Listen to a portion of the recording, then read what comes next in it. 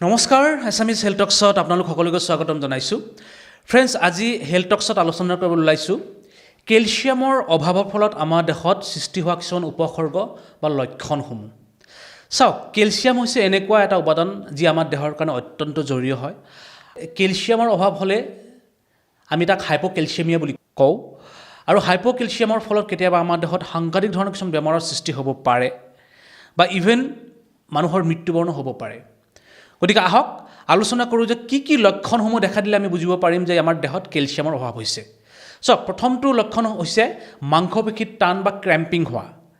আমাৰ দেহত যি মাংসপেশী থাকে সেই মাংসপেশীসমূহৰ যি সংকোচনৰ প্ৰসাৰণ হয়, সেই প্ৰসাৰণৰ ক্ষেত্ৰত কেলছিয়ামে সহায় কৰে।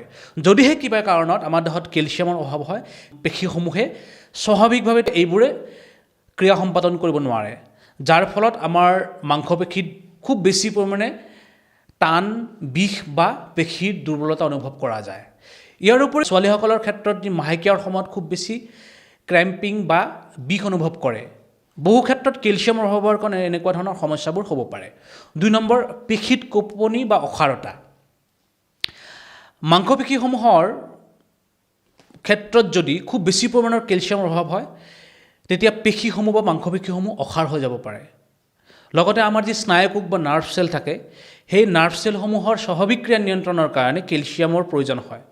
যদিহে কিবা কাৰণত কেলছিয়ামৰ অভাৱ হয়, আমাৰ এই স্নায়ুকোষ বা নাৰ্ভ চেলসমূহে মাংসপেশীলৈ সংকেত কঢ়িয়াব নোৱাৰে, যাৰ ফলত আমাৰ পেশীত কঁপনি বা অসাৰতা অনুভৱ কৰা যায়। 3 নম্বৰ হৈছে হৃদস্পন্দন বা হাৰ্টবিট।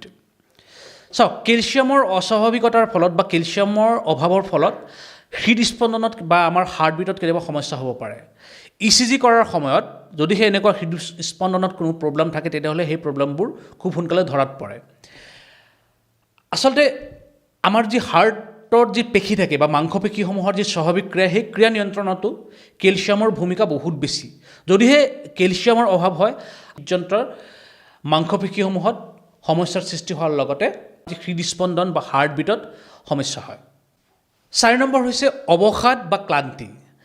চাওক, আমাৰ দেহত যি হাৰ্ট আছে, সেই হাৰ্টত কিছুমান আঁহ বা ফাইবাৰ থাকে, লগতে স্নায়ুকোষ। এই দুটা বস্তুত যেতিয়া কেলছিয়ামৰ অভাৱ হয়, আমাৰ অৱসাদ বা ক্লান্তি দেখা দিয়ে। 5 নম্বৰ হৈছে অষ্টিঅ'পৰচিছ বা অষ্টিঅ'পেনিয়া।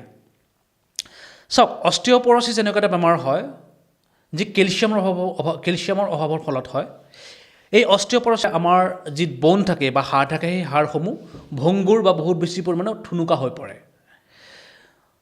এই অষ্টিঅ'পেনিয়া বা অষ্টিঅ'পৰচিছ দুয়োটা বেমাৰ প্ৰায় একেই হয়, তথাপি অষ্টিঅ'পেনিয়াৰ ক্ষেত্ৰত খুব বেছি সিমান সাংঘাতিক ধৰণৰ সমস্যা নাথাকে, যি সমস্যা অষ্টিঅ'পৰচিছত দেখা যায়। শেষত কেলছিয়ামৰ অভাৱৰ ফলত আমাৰ দাঁতৰ ক্ষয়জনিত সমস্যা, শিশুসকলৰ মাজত ৰিকেট বেমাৰ বা হাড়ৰ বিকৃতি বা তেজ গোট মৰাত সমস্যাৰ লগতে ইনচমনিয়া বা ডিপ্ৰেশ্যনৰ দৰে সমস্যাবোৰ দেখা দিব পাৰে। গতিকে যিমান লক্ষণসমূহ ইতিমধ্যে আলোচনা কৰা হ'ল, সেই লক্ষণসমূহ যদি কিবা কাৰণত আমাৰ দেহত বা আপোনালোকৰ দেহত দেখা দিয়ে, তেতিয়াহ'লে বুজিব লাগিব যে আমাৰ দেহত কেলছিয়ামৰ অভাৱ হ'ব পাৰে, আৰু এই ক্ষেত্ৰত আমি অতি সোনকালে ডক্টৰৰ পৰামৰ্শ ল'ব লাগে। গতিকে এই ভিডিঅ' যোগে আপোনালোকে নিশ্চয় অলপ হ'লেও কিছুমান ইনফৰমেশ্যন পালে যে কেলছিয়ামৰ অভাৱৰ ফলত কি ধৰণৰ লক্ষণসমূহ আমাৰ দেহত দেখা দিব পাৰে। যদিহে ভিডিঅ'টো ভাল লাগিছে, তেতিয়াহ'লে মোৰ চেনেলটো আপোনালোকে ছাবস্ক্ৰাইব কৰিব, লাইক কৰিব আৰু বন্ধুসকলৰ মাজত শ্বেয়াৰ কৰিব। আজিলৈ এইখিনিতে সামৰণি মাৰিছোঁ। ধন্যবাদ।